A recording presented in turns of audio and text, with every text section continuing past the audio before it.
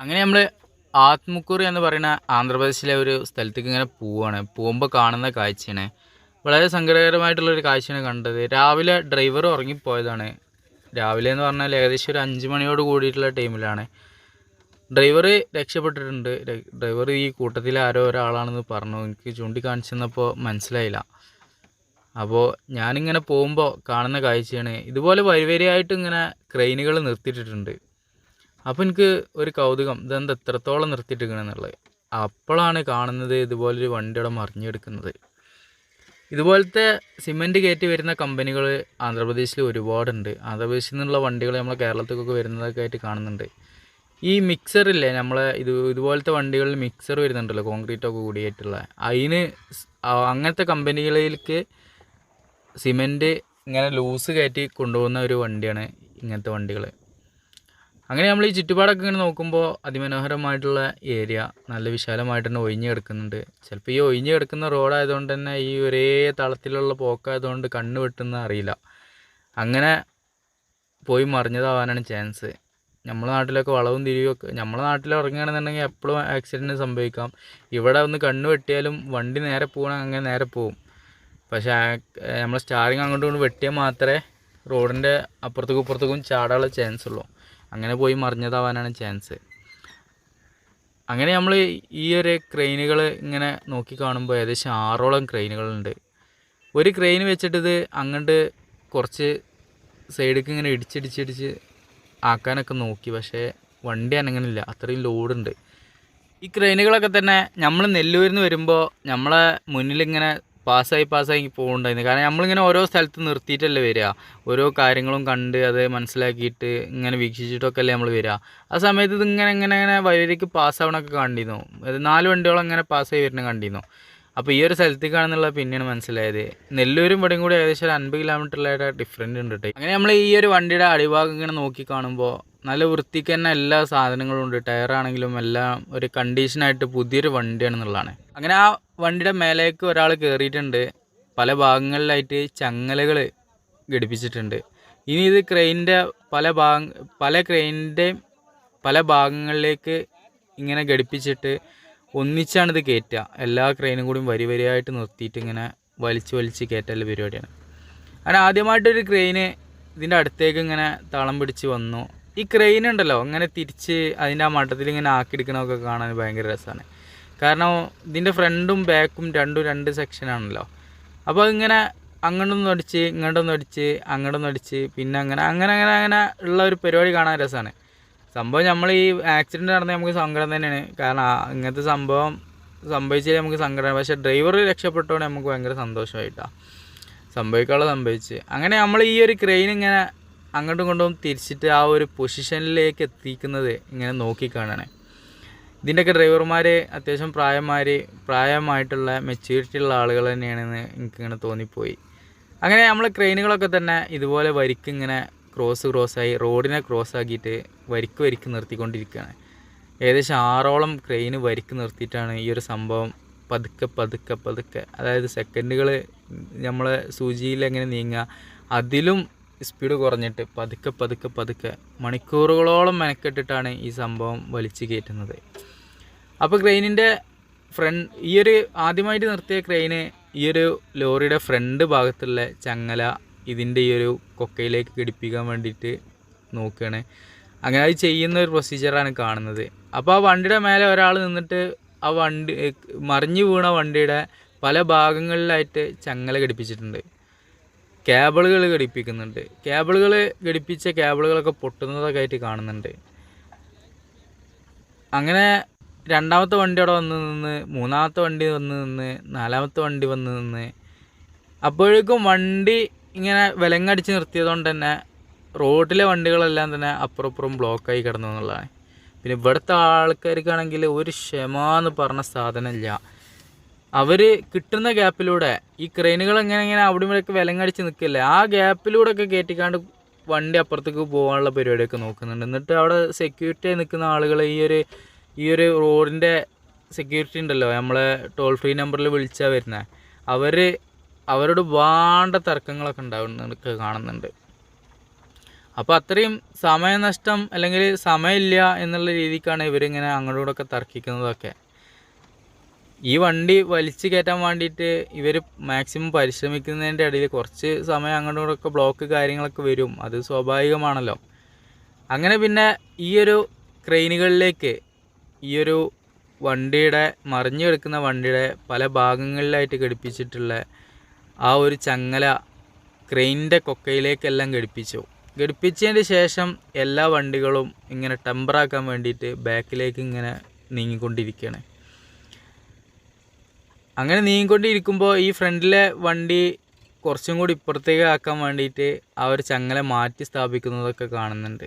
അതായത് 6 വണ്ടിയോളം ചേർന്നിട്ടാണ് ഈ വണ്ടി പൊക്കുന്നത്. അപ്പോൾ ആദ്യം ഇവർ കൊടുത്ത ആ ചങ്ങലേൻ്റെ പൊസിഷന് കറക്റ്റല്ലായിരുന്നു. അങ്ങനെ ആ ചങ്ങല മാറ്റി സ്ഥാപിച്ചതിന് ശേഷം ഈ ഒരു മറിഞ്ഞു കിടക്കുന്ന വണ്ടിയുടെ ഏകദേശം എല്ലാ ഭാഗങ്ങളും ഈക്വലാക്കിയിട്ടാണ് ഈ 6 വണ്ടികൾ റോട്ടിൽ നിർത്തുന്നതും ആ കൊക്കയിലേക്ക് ഈ ചങ്ങലകൾ ഘടിപ്പിക്കുന്നതൊക്കെ.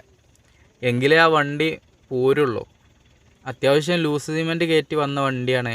ഇങ്ങനത്തെ ലൂസ് സിമെൻറ്റ് സപ്ലൈ ചെയ്യുന്ന ഒരുപാട് കമ്പനികളുണ്ട്, ഈ ഒരു ട്രാൻസ്പോർട്ടിങ്ങിന് മാത്രമായിട്ട് ഉള്ള കമ്പനികൾ. പിന്നീട് ഞാൻ ഇവിടുന്ന് പോയി കുറച്ച് സ്ഥലങ്ങൾ ഇങ്ങനെ കവർ ചെയ്ത് പോകുമ്പോൾ ഇതുപോലത്തെ കമ്പനികൾ, മലയാളികളെ നിയന്ത്രിക്കുന്ന കമ്പനികളൊക്കെ കാണാനൊക്കെ ഉണ്ടായിട്ടുണ്ട്. അങ്ങനെയാണ് ഇതിൻ്റെ വിശദീകരണമൊക്കെ കൂടുതലായിട്ടൊക്കെ മനസ്സിലാക്കാൻ സാധിച്ചത്. അപ്പോൾ അവർ പറഞ്ഞത് അവർ നിയന്ത്രിക്കുന്ന കമ്പനിയിൽ 2000-ഓളം വണ്ടിയുണ്ട്. അതൊരു കോഴിക്കോടുകാരൻ്റെ തായ് എന്ന് പറയുന്ന കമ്പനിയിൽ അവരെ കമ്പനിയാണ് എന്നൊക്കെ പറഞ്ഞു. തായ് എന്ന് പറഞ്ഞിട്ടും ഡോക്ടർ വാഷ് എന്നൊക്കെ പറഞ്ഞിട്ടും അവരെ ഓണർക്ക് കമ്പനികൾ വിവിധ തരം ഉണ്ട് എന്നൊക്കെ പറയാനും അത് കേട്ടതിലും അത് അറിഞ്ഞതിലൊക്കെ നമുക്ക് സന്തോഷമുണ്ട്. നമ്മൾ കേരളത്തിൽ ഇങ്ങനെ ഒരു സംഭവം ഉണ്ടല്ലോ എന്ന് അറിഞ്ഞില്ലേ. അങ്ങനെ നമ്മൾ അവിടെ നിന്ന് കിട്ടിയ അറിവാണ്. ഇതുപോലെയൊക്കെ പല നേരത്തും സംഭവിക്കലുണ്ട്. നമുക്കും ഇതൊക്കെ തന്നെയാണ് പരിപാടി. ഇങ്ങനെയൊക്കെ ആക്സിഡൻറ്റ് കാര്യങ്ങളൊക്കെ സംഭവിച്ച് കഴിഞ്ഞാൽ അവിടെയൊക്കെ പോയിട്ട് ഇങ്ങനത്തെ കാര്യങ്ങളൊക്കെ ചെയ്യുക, ഇവരൊക്കെ കോഡീകരിക്കുക, ഇവരൊക്കെ നിയന്ത്രിക്കുക, ട്രാൻസ്പോർട്ടിങ് അങ്ങോട്ടും ഇങ്ങോട്ടൊക്കെ ഈ സുഖകരമായിട്ട് നടത്താൻ വേണ്ടിയിട്ടുള്ള ടീമാണ് ഞങ്ങൾ എന്നൊക്കെ പറഞ്ഞിട്ട് അവർ സംസാരിക്കണ്ടായി.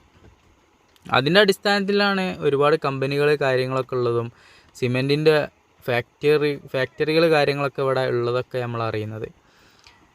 അങ്ങനെ നമ്മൾ ഈ ഒരു വണ്ടികൾ ഇങ്ങനെ റിവേഴ്സ് അടിച്ചിട്ട് ഇങ്ങനെ നിർത്തിയത് ആദ്യമായിട്ടാണ്. ഇങ്ങനെ ഇത്രത്തോളം വണ്ടികൾ നിന്നിട്ട് ഒരു സംഭവത്തെ എടുക്കാൻ വേണ്ടിയിട്ട് ഇങ്ങനെ നോക്കുന്നതൊക്കെ നമ്മൾ കാണുന്നത്.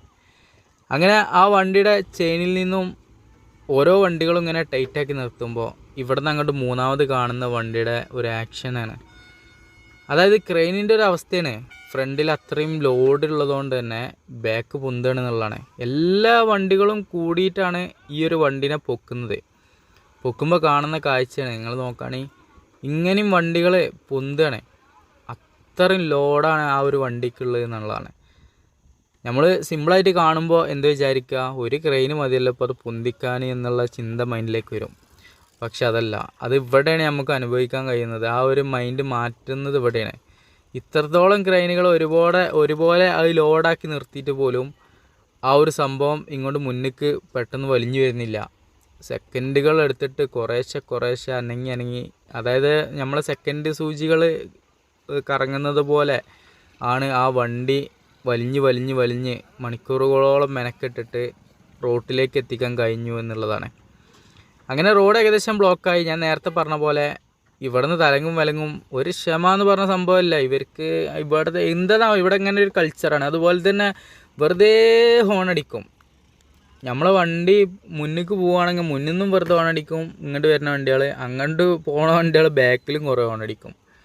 അങ്ങനെയൊക്കെ കൂടിയുള്ളൊരു സിറ്റുവേഷനാണ് ഇവിടെ. പിന്നെ ഇവിടുത്തെ സിറ്റുവേഷൻ എന്ന് പറഞ്ഞു കഴിഞ്ഞാൽ നമ്മൾ ബൈക്കിലൊക്കെ ഹെൽമെറ്റ് വെച്ച് കഴിഞ്ഞാലാണ് പോലീസ് പിടിക്കുക എന്നുള്ള കാര്യങ്ങളൊക്കെ കേൾക്കാൻ സാധിച്ചു.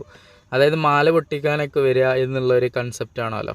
പണ്ട് കാലങ്ങളിൽ നമ്മുടെ നാട്ടിലൊക്കെ സംഭവിച്ചിരുന്ന ഈ ഹെൽമെറ്റ് വെച്ച് കഴിഞ്ഞാൽ വരുന്ന ആളുകളെ സൂക്ഷിക്കണം എന്നുള്ള രീതിയിലൊക്കെ അങ്ങനെയൊക്കെയുള്ളൊരു പ്രചാരണങ്ങൾ കാര്യങ്ങളൊക്കെ പണ്ട് ചെറുപ്പത്തിലൊക്കെ കേട്ടിട്ടുണ്ട്. അതുപോലത്തെ സിറ്റുവേഷനാണ്. അതായത് ഹെൽമെറ്റ് വെച്ച് വരുന്നവരെ പേടി.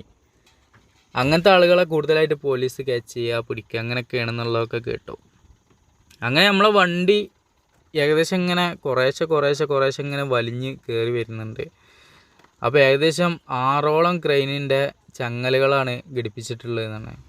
അത് ഏകദേശം ഏതൊക്കെ ഭാഗത്താണ് ഘടിപ്പിച്ചിട്ടുള്ളത് നോക്കുകയാണെങ്കിൽ നല്ല പുതിയ വണ്ടിയാണ്. ഇതുപോലെ പിന്നീട് എന്ത് ചെയ്ത് അതിൻ്റെ ബാക്കിലെ ടോപ്പ് ഊരിച്ചാടിയിരുന്നു, പിന്നെ ഇവർ മനഃപൂർവ്വം തുറന്നിടുക ചെയ്തത്. കാരണം ആ സിമെൻറ്റ് പോയിട്ടെങ്കിലും ഇതിൻ്റെ ലോഡ് കുറയാൻ വേണ്ടിയിട്ട്. അങ്ങനെ ഇവർ വലിച്ച് ലൂസാക്കി ഇങ്ങനെ ചെയ്യുമ്പോൾ ആ ഒരു പുറം ഭാഗത്ത് കൂടി ഈ പുക മാതിരി പോകുന്നതൊക്കെ സിമെൻറ്റ് പൊടിയാണ്. ഈ സിമെൻറ്റ് ഇങ്ങനെ പോകുന്നത് കൊണ്ട് തന്നെ കുറച്ച് വെയിറ്റ് കുറയാനുള്ള ചാൻസും ഉണ്ട്. അങ്ങനെ ഈ നോക്കി നിൽക്കുന്ന ആളാണ് ഇതിൻ്റെ മാനേജർ, ഈ ഒരു കമ്പനിയുടെ മാനേജർ. അങ്ങനെ അവർ ഇത് നിയന്ത്രിക്കാൻ വേണ്ടിയിട്ട് വന്നതാണ്. അവരെ വണ്ടിയാണ് ഈ ലോറിൻ്റെ അപ്പുറത്തെ ഭാഗത്തൊക്കെ ആയിട്ട് കാണുന്നത്.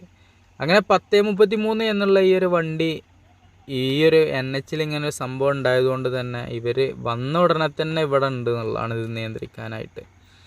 അങ്ങനെ ഏകദേശം ഇതുപോലെ വണ്ടികൾ വരിക്ക് നിർത്തിയതിൻ്റെ ശേഷം ബാക്ക് ഭാഗം കാലി ആയതുകൊണ്ട് തന്നെ ആയിക്കൂടെ അങ്ങോട്ടും ഇങ്ങോട്ടും പാസിങ്ങിനായിട്ടുള്ള സെക്ഷൻസൊക്കെ വഴി തുറന്നു കൊടുക്കുന്നുണ്ട്. പിന്നീട് ഏകദേശം റോഡിൻ്റെ ഒരു പൊസിഷനിലേക്ക് വണ്ടി എത്തിയെങ്കിൽ കൂടി മുഴുവനായിട്ടും വലിച്ചു കയറ്റാൻ കഴിഞ്ഞില്ല എന്നുള്ളതാണ്. അങ്ങനെ പിന്നീട് 2 ഭാഗത്തു നിന്നുള്ള വണ്ടികളൊക്കെ അങ്ങോട്ടും ഇങ്ങോട്ടും പോകാനുള്ള സംവിധാനങ്ങളൊക്കെ ഒരുക്കിക്കൊണ്ടിരിക്കുകയാണ്. 2 സൈഡും കാലിയാക്കി. പിന്നീട് ഒരു പരിശ്രമം എന്നുള്ള രീതിക്ക് വീണ്ടും ഇത് മെനക്കെട്ടുകൊണ്ടേയിരിക്കുകയാണ്.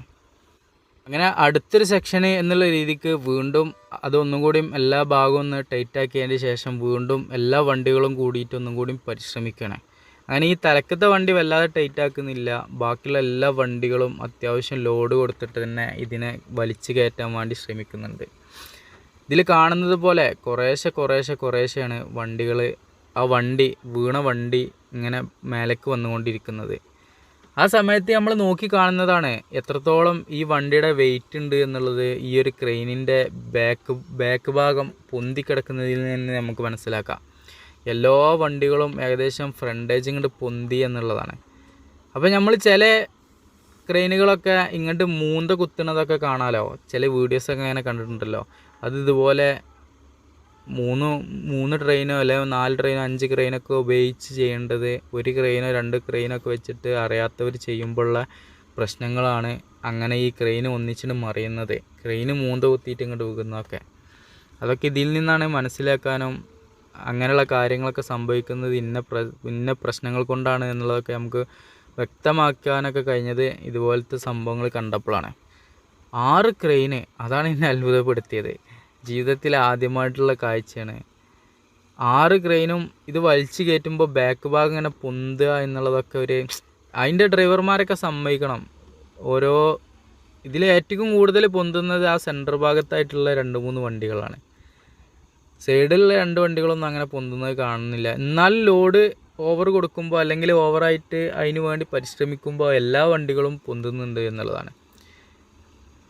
അങ്ങനെ അതിങ്ങനെ കണ്ടു നിന്ന് ഇന്നത്തെ വൈകുന്നേരം ഇതായിരുന്നു പരിപാടി. യാദൃശ്ചികമായിട്ട് കണ്ടതാണെങ്കിലും പിന്നീട് നമ്മൾ ഈ ഒരു വണ്ടിയുടെ ക്യാബിനൊക്കെ നോക്കുമ്പോൾ അത്യാവശ്യം റീക്രിയേഷൻ ചെയ്യാനുള്ള പണികൾ ഇതിന് വന്നിട്ടുണ്ട്. ക്യാബിന് പൂർണ്ണമായിട്ടും നശിച്ചിട്ടുണ്ട് എന്നുള്ളത് വേണമെങ്കിൽ പറയാം. ഒരു സൈഡ് മൊത്തത്തിൽ ചപ്പിയിട്ടുണ്ട്. അങ്ങനെ ഈ പാർന്നതൊക്കെ സിമെൻറ്റുകളാണ്. ഈ പാർന്ന സിമെൻറ്റിൻ്റെ വെയിറ്റ് കുറയുന്നതിനനുസരിച്ചാണ് ഇത് മുന്നോട്ട് വന്നുകൊണ്ടിരിക്കുന്നത് എന്നുള്ളതാണ്. ഇതുപോലത്തെ ട്രാൻസ്പോർട്ടിംഗ് കമ്പനികളിലേക്ക് ഒരുപാട് ആളുകൾ ആവശ്യമുണ്ട് കേട്ടോ. ഈ ആന്ധ്രാപ്രദേശിലെ ഇങ്ങനത്തെ ഏരിയകളിലൊക്കെ ഒന്ന് അന്വേഷിച്ച് കഴിഞ്ഞാൽ നെല്ലൂർ, അതേപോലെ ആത്മക്കൂറ്, ഇങ്ങനെയൊക്കെയുള്ള ഏരിയകളിൽ വന്നൊന്ന് എൻക്വയറി ചെയ്ത് കഴിഞ്ഞാൽ അല്ലെങ്കിൽ ഇതുപോലത്തെ ഡ്രൈവർമാരെ കാണുമ്പോൾ ജസ്റ്റ് ഒന്ന് അന്വേഷിച്ച് കഴിഞ്ഞാൽ ആയിരക്കണക്കിന് വണ്ടികളാണ്. ഞാനിപ്പോൾ കോഴിക്കോട് തായ് ടീമിൻ്റെ അവരെ കണ്ടപ്പോൾ അവർക്ക് തന്നെ 2000 വണ്ടിയിൽ മേലുണ്ടെന്ന് പറഞ്ഞു. അവരെ പുതിയൊരു ഓഫീസാണ് ഇപ്പോൾ ആത്മക്കൂറിന് അടുത്തായിട്ടുള്ള പ്രദേശത്തായിട്ടുള്ളതെന്നൊക്കെ പറഞ്ഞിരുന്നു അവർ. അപ്പോൾ ഇതുപോലത്തെ ട്രാൻസ്പോർട്ടിംഗ് കമ്പനികൾ ഡ്രൈവർമാർക്ക് നല്ല ഓപ്പർച്യൂണിറ്റി കൊടുക്കുന്നുണ്ട്. നല്ല ഫുഡ് ആൻഡ് അക്കോമഡേഷനും കാര്യങ്ങളൊക്കെ കൊടുക്കുന്നുണ്ട്. നമ്മളെ നാട്ടിൽ നിന്നൊക്കെ ഒന്ന് മാറി നിൽക്കണം എന്നൊക്കെ ചിന്തിക്കുന്ന ആളുകൾ, അല്ലെങ്കിൽ അവിടെ വർക്ക് കുറവാണ് എന്നുള്ള മൈൻഡൊക്കെ ഉള്ള ആളുകൾക്ക് ഇതുപോലത്തെ ഒക്കെ കമ്പനികളിൽ വർക്കിന് കയറാം. ഒരുപാട് ഓപ്പർച്യൂണിറ്റി ഉണ്ടെന്ന് പറഞ്ഞു കഴിഞ്ഞാൽ അവരെന്നെ പറയാം നമുക്കൊന്നും ഡ്രൈവർമാരെ തയ്യണില്ല. അങ്ങനെയൊക്കെയുള്ള കാര്യങ്ങൾ ഒക്കെ നമ്മൾ അറിയാൻ സാധിച്ച്. അങ്ങനെ ഈ ഒരു പരിശ്രമം ഇങ്ങനെ നടന്നുകൊണ്ടിരിക്കുന്നതിൻ്റെ ഇടയിലാണ് ഒരു ആംബുലൻസ് വന്നു പെട്ടത്. ആംബുലൻസ് വന്ന് പെട്ടപ്പോൾ ഇതുപോലെ ഈ തലക്കത്തെ വണ്ടി ഒന്ന് റിവേഴ്സ് എടുത്തെടുത്ത് എല്ലാ വണ്ടിയും റിവേഴ്സ് എടുത്തെടുത്ത് അങ്ങനെ ആ റിവേഴ്സ് എടുത്ത് ആ ഒരു ക്രെയിൻ്റെ കൊക്ക ഉണ്ടല്ലോ, ആ കൊക്കയുടെ ആ ഒരു ഭാഗത്ത് കൂടിയാണ് ആ ഒരു ആംബുലൻസ് കടന്നു പോയി എന്നുള്ളതാണ്. അപ്പോൾ അതൊക്കെ കണ്ടപ്പോൾ നമുക്ക് ഭയങ്കര സന്തോഷമായി. പിന്നീട് വീണ്ടും ഇതുപോലെ പരിശ്രമത്തിന് വേണ്ടിയിട്ട് ഇവർ വീണ്ടും കൊക്കകളും കാര്യങ്ങളൊക്കെ ഘടിപ്പിച്ചതിന് ശേഷം വീണ്ടും ഇതിലേക്ക് തന്നെ ഇറങ്ങുകയാണ്. അതായത് ഓരോ സംഭവങ്ങളും ചെയ്യാൻ അത്രത്തോളം ടൈം എടുത്തിട്ടാണ് ഈ ഒരു പ്രൊസീജിയർ നടന്നുകൊണ്ടിരിക്കുന്നത്. ലാസ്റ്റ് പിന്നെ ഏകദേശം ക്യാബിൻ്റെ ഭാഗവും ഈ ഒരു ബാക്ക് ബോഡി ഇനി ഒരു കാൽ ഭാഗം കൂടി കയറാനേ ഉള്ളൂ. ബാക്കിയുള്ള ഭാഗങ്ങളൊക്കെ ഏകദേശം റോഡിനോട് അടുത്തിട്ടുണ്ട്. അങ്ങനെ പിന്നെ ഈ വണ്ടികളൊക്കെ റിവേഴ്സ് എടുത്ത് ഏകദേശം ബ്ലോക്കായി ആ ടൈമിൽ ബ്ലോക്ക് ആയതുകൊണ്ട് തന്നെ എല്ലാ വണ്ടികളും ബാക്ക് എടുത്തിട്ട് പിന്നീട് ഇവിടുന്ന് മാറ്റി കൊടുത്തതിന് ശേഷം ബ്ലോക്ക് പോയതിൻ്റെ ശേഷമാണ് വീണ്ടും ഈ ഒരു പ്രൊസീജിയറിലേക്ക് വരുന്നത്. അങ്ങനെ ഇതിങ്ങനെ കണ്ട് നിന്നു എന്നുള്ളതാണ്. ഇതിൽ നിന്നും പോകുന്ന ഈ സിമെൻറ്റ് എത്രത്തോളം പുറത്തേക്ക് പോകുന്നുണ്ടോ അത്രത്തോളം ഈ വണ്ടി വെയിറ്റ് കുറയുന്നുള്ളതാണ്. അതാണ് ഇതിങ്ങനെ ആട്ടിക്കൊണ്ടിരിക്കുകയാണ്. വണ്ടി അങ്ങോട്ടും ഫ്രണ്ടുക്കും ബാക്കും ഇങ്ങനെ ആട്ടിക്കൊണ്ടിരിക്കുകയാണ് അവലെ ഈ ഒരു ക്രെയിൻ്റെ ആൾക്കാർ കൊക്ക വെച്ചിട്ട്. പിന്നെ ഈ ക്രെയിൻ ഉപയോഗിക്കുന്ന ആളുകൾ ഇത് ഏകദേശം സ്ഥിരമായിട്ട് അല്ലെങ്കിൽ ഇവർ ഇത് മുൻ ദിവസങ്ങളിലൊക്കെ നേരിട്ട ആളുകളായതുകൊണ്ട് തന്നെ ഇത് സിമ്പിളായിട്ട് ഇങ്ങനെ കൈകാര്യം ചെയ്യുന്നതൊക്കെ നമ്മൾ കാണുന്നുണ്ട്. ഞാനിങ്ങനെ കരുതി ഇവരെന്താ എത്രത്തോളം സിമ്പിളായിട്ട് ഇതൊക്കെ ഇങ്ങനെ കൈകാര്യം ചെയ്യണേ. നമ്മളിവിടെയൊക്കെ ആണെങ്കിൽ ഇത് ടെൻഷനും മറ്റതും മറിച്ചതൊക്കെ ആയിട്ടുള്ള കാര്യങ്ങളാണ് നമ്മൾ കൂടുതലായിട്ട് കാണാറ്. ഇതിൻ്റെ മാനേജറാണെങ്കിൽ വരെ മൂപ്പര് അവിടെ കയ്യും കെട്ടിയിട്ട് ഇങ്ങനെ വീഡിയോ എടുക്കുന്നുണ്ട്. അതിൻ്റെ എന്താ പറയുക, ഒരു ഡെയിലി ചെയ്യണ പണിമാതിരി കാണുമ്പോൾ മാനേജറായിക്കോട്ടെ ഡ്രൈവർ എന്ന് പറഞ്ഞിട്ട് ഒരാൾ ഇതിലുണ്ടായിരുന്നു. മൂപ്പർക്ക് ഇങ്ങനെ ആണ്ടുകൊണ്ടൊക്കെ മണ്ടിപ്പായനൊക്കെ കണ്ടിരുന്നു. ബാക്കിയുള്ള ആളുകളൊക്കെ ഇത് ഡെയിലി ചെയ്യണ മാതിരത്തെ ഒരു പരിപാടി മാതിരിയാണ് എനിക്ക് ഫീൽ ചെയ്തത്. ഇങ്ങനെ നോക്കി നിൽക്കുന്നുണ്ട്. അത് ഇടക്കും തലക്കും സംഭവിക്കുന്നതുകൊണ്ടായിരിക്കാം. പക്ഷേ നമ്മളൊക്കെ മാക്സിമം ശ്രദ്ധിക്കേണ്ടതാണ്. ഇപ്പോൾ ഇത് റോങ് സൈഡാണ് വന്ന് മറിഞ്ഞിട്ടുള്ളത്. ഞാൻ പണ്ട് വണ്ടി ഓടിക്കുമ്പോൾ മീൻവണ്ടിയിൽ ഡ്രൈവറായി പോകുന്ന സമയത്ത് രാത്രി ഉറങ്ങിപ്പോവായിരുന്നു. ഉറങ്ങിപ്പോവുക എന്ന് പറഞ്ഞു കഴിഞ്ഞാൽ രാത്രി കോഴിക്കോട് നിന്ന് വണ്ടി എടുത്തിട്ട് പിന്നെ തിരുവനന്തപുരത്തേക്ക് എത്തണം. തിരുവനന്തപുരത്തേക്ക് ഓടിത്തുള്ള ടൈം എന്ന് പറഞ്ഞാൽ 8 മണിക്കൂറേ നമുക്ക് കിട്ടുള്ളൂ. ചവിട്ടി പിടിക്കണം. ചവിട്ടി പിടിക്കൽ മാത്രമല്ല ഓരോ മാർക്കറ്റിലും ഇറക്കിയിട്ട് ഇങ്ങനെ പോവുകയാണ് തിരുവനന്തപുരം വരെ. അങ്ങനെ നമ്മൾ മാർക്കറ്റിലെത്തുമ്പോൾ കിടക്കാനുള്ളൊരു ടൈം ചിലപ്പം കിട്ടിക്കോളണമെന്നില്ല. ഇനി കിടന്നാൽ തന്നെ നല്ലപോലെ ഉറങ്ങാനുള്ളൊരു ഗ്യാപ്പും കിട്ടില്ല, കാരണം കൊതുകും കാര്യങ്ങളൊക്കെ ആയിട്ട്. അങ്ങനെ വീണ്ടും നമ്മൾ ആ ഉറക്കിൻ്റെ പ്രാന്തിൽ കോഴിക്കോട് എത്തുമ്പോഴേക്കും വീണ്ടും അടുത്ത ലോഡായിട്ടുണ്ടാവും. ആ അടുത്ത ലോഡ് ഈ ഉറക്കക്ഷീണത്തിൽ എടുത്തു പോകുമ്പോൾ നമ്മൾ അടിച്ചിറങ്ങിയിട്ടൊക്കെ മരത്തിൻ്റെ ചുവട്ടിലൊക്കെ പോയിട്ട് ഇങ്ങനെ ബ്രേക്കൊക്കെ ചവിട്ടിയിട്ടുണ്ട്. അതങ്ങനത്തെയൊക്കെ അനുഭവങ്ങൾ ഉണ്ടായിട്ടുണ്ട്. പിന്നീട് ഇതേപോലെ എന്ന് വെച്ച് കഴിഞ്ഞാൽ ഉറങ്ങിയിട്ടൊരു ഡ്രൈവർ ഉറങ്ങിയതായിരിക്കാം നമ്മൾ ഡയറക്റ്റ് പോകുമ്പോൾ നമ്മൾ നേരക്ക് ഇങ്ങോട്ട് വന്നിട്ടുണ്ട്. അതിപ്പം ഞാനും ഉറങ്ങിയാലും സംഭവിക്കുന്നതാണ്, ആരുറങ്ങിയാലും സംഭവിക്കുന്നത്. അതോടുകൂടി ഞാൻ ആ ഒരു പരിപാടി സ്റ്റോപ്പാക്കിയതാണ്. ഈ 2 കാരണങ്ങൾ കൊണ്ട്, ഈ വണ്ടി പോക്ക് എന്നുള്ള സംഭവം. അപ്പോൾ അതുപോലെ ഇപ്പോൾ ഈ ഒരു വണ്ടി റോങ് സൈഡാണ് വന്നിട്ടുള്ളത്. ഇതിൻ്റെ ഓപ്പോസിറ്റ് വേറെ വണ്ടി വന്നിട്ടുണ്ട് എങ്കിൽ ആ വണ്ടിയെ അടിച്ചിടാനുള്ള ചാൻസും കൂടി ഉണ്ട്. അപ്പോൾ ഉറക്കം വന്നു കഴിഞ്ഞാൽ വണ്ടി സൈഡാക്കുക എന്നല്ലാതെ വേറൊരു മാർഗവും ഇല്ല എന്നുള്ളതാണ്. നമ്മൾ കരുതും ടൈമിങ് ഇത്ര ടൈം കൊണ്ട് എത്തണമല്ലോ, ഈ ടൈം കൊണ്ട് നമ്മൾ എത്തിപ്പെടണമല്ലോ. ആ എത്തിപ്പെടൽ ചിലപ്പോൾ ഉണ്ടായിക്കോളുന്നില്ല. അതൊക്കെയാണ് ഇങ്ങനെയുള്ള കാര്യങ്ങൾ കാണുമ്പോൾ ഇതിൽ നിന്ന് കിട്ടുന്ന ഇൻഫർമേഷന്. അത് മറ്റുള്ളവരും കൂടി ഉൾക്കൊള്ളാൻ വേണ്ടിയിട്ടൊക്കെ ഉള്ളൊരു സംസാരം എന്നുള്ള രീതിക്കാണ് ഞാൻ ഈ കാര്യങ്ങളൊക്കെ പറഞ്ഞത്. അങ്ങനെ നമ്മളിവിടെ അങ്ങ് നിൽക്കുമ്പോൾ ഇതിലൂടെ പോണ ഒരു വണ്ടിയാണ്. ഇതിൻ്റെയൊക്കെ ബോഡി ബിൽഡ് ക്വാളിറ്റിയാണ് എന്നെ ഭയങ്കരമായിട്ട് അതിശയപ്പെടുത്തിയത്. ഇതുപോലെ തന്നെ നമ്മളവിടെ ചെയ്യാറില്ലല്ലോ. നമ്മളവിടെ സിമ്പിളാക്കിയിട്ട് ക്വാളിറ്റി കുറഞ്ഞ പൈപ്പുകൾ കാര്യങ്ങളൊക്കെ ഉപയോഗിച്ചിട്ടാണ് ചെയ്യുന്നത് കാണുക. ഇത്രത്തോളം ക്വാളിറ്റി അല്ലെങ്കിൽ ഇത്രത്തോളം കെട്ടുറപ്പിൽ നിർമ്മിക്കുന്നത് കാണാൻ സാധിക്കാറില്ല. അതിവിടെ ഈ ഒരു വണ്ടിക്ക് മാത്രമല്ല, ഈ ഒരു ഗുഡ്സിന് മാത്രമല്ല, നമ്മൾ ഓട്ടോറിക്ഷയ്ക്ക് പോലും നമ്മൾ ഫ്രണ്ടിലെ ആ ഒരു ഫ്രെയിമും ബാക്കിൽ ഈ ഒരു ബോഡിയും കൂടിയും വെച്ച് കൂട്ടിപ്പിടുത്തത്തിന് വേണ്ടിയിട്ട് ഒരു ഭാഗത്ത് വലത്തെ ഭാഗത്തായിട്ടുള്ള ഭാഗം കമ്പി വെച്ചിട്ട് ജോയിൻ്റ് അടിച്ചതായിട്ടൊക്കെ കാണാൻ സാധിക്കുന്നുണ്ട്. അങ്ങനെ ഏകദേശം നമ്മൾ ഈ വണ്ടി റോട്ടുമ്മലേക്ക് എത്തിയിട്ടുണ്ട്. റോട്ടുമ്മക്ക് എത്തിയപ്പോൾ തന്നെ ഇവരിത് ഇങ്ങോട്ട് ഒന്നുകൂടി വലിക്കാനൊക്കെ നോക്കുമ്പോൾ വണ്ടിയുടെ ടയർ ക്രെയിൻ്റെ ടയർ വീണ്ടും പൊന്തിയിട്ടൊക്കെ ആവുകയാണ്. അപ്പോഴേക്കും ഏകദേശം 2 സൈഡും അത്യാവശ്യത്തിന് ബ്ലോക്ക് ആയിട്ടുണ്ട്. അപ്പോൾ പിന്നീട് ഇവർ ഈ ഒരു കൊക്കയിൽ നിന്ന് ചങ്ങല ഊരിയതിന് ശേഷം ക്രെയിനുകളൊക്കെ മാറ്റി കൊടുക്കുകയാണ്, ഒരു തലക്കൊക്കെ മാറ്റി കൊടുക്കുകയാണ്. അങ്ങനെ മാറ്റിയിട്ട് വീണ്ടും ഈ വണ്ടികളെ ബ്ലോക്കൊക്കെ ഒഴിവാക്കാൻ വേണ്ടിയിട്ട് ശ്രമിക്കുകയാണ്. ഞാൻ നേരത്തെ പറഞ്ഞ ഈ ഒരു സംഭവം അതാണ്. ഈ ഒരു വണ്ടിക്കാരൻ ആ ഒരു ഗ്യാപ്പിലൂടെ ഒക്കെ പോകാൻ വേണ്ടിയിട്ട് ശ്രമിക്കണം, ഈ ഒരു ബൈക്കുകാരനൊക്കെ. അതായത് ആ ഫ്രണ്ടേജ് നേരത്തെ ആംബുലൻസ് പോയതുപോലെ ഫ്രണ്ടിലൂടെ പോകാൻ വേണ്ടി ശ്രമിക്കുകയാണ്. ആംബുലൻസ് ആയതുകൊണ്ട് അവർ അതിന് വേണ്ടിയിട്ടുള്ള സജ്ജീകരണങ്ങൾ ചെയ്തു കൊടുത്ത്. ഈ ഒരു ബൈക്കും കാര്യങ്ങളൊക്കെ കുറച്ച് നേരം വെയിറ്റ് ചെയ്യുന്നത് കൊണ്ട് കുഴപ്പമില്ലല്ലോ. അങ്ങനെ ഇവിടെ ഒരു തിരക്ക് പിടിച്ച ജീവിതമല്ല, പക്ഷേ ഇവരങ്ങനെയാണ് ഇവരൊരു ആറ്റിറ്റ്യൂഡ്. അവരവരെ കാര്യങ്ങൾക്ക് വേണ്ടിയിട്ടുള്ള മണ്ടിപ്പാച്ചിലുമാതിരിയാണ് എനിക്ക് തോന്നിയത്. അങ്ങനെ വീണ്ടും ഇത് പരിശ്രമിച്ചുകൊണ്ടേ ഇരിക്കുകയാണ്. വീണ്ടും അതുപോലെ ബാക്ക് ടയറൊക്കെ പൊന്തിയിട്ട് ലോഡ് അത്ര ഉണ്ട് എന്നുള്ളതാണ്. പിന്നീട് ബ്ലോക്ക് കാര്യങ്ങളൊക്കെ ആയപ്പോൾ ഇവർ ഇത് മനഃപൂർവ്വം കുറച്ച് നേരം നിർത്തി വെച്ചു. അങ്ങനെ ആ ബ്ലോക്കും കാര്യങ്ങളൊക്കെ തുറന്നു വിടാനും വേണ്ട കാര്യങ്ങളൊക്കെ ചെയ്ത് പിന്നീട് ഇരുട്ടായി തുടങ്ങി. ഇരുട്ടായി ഇങ്ങനെ വന്നുകൊണ്ടേ ഇരിക്കുകയാണ്. എനിക്കാണെങ്കിൽ ഇന്നത്തെ യാത്രയിൽ കുറച്ച് ക്ഷീണം കാര്യങ്ങളൊക്കെ ഉണ്ട്. അടുത്തൊരു പമ്പ് പിടിക്കേണ്ടതൊക്കെ ആയിട്ടുണ്ട്. പിന്നീട് ഞാനിവിടെ വല്ലാതെ നിന്നില്ല.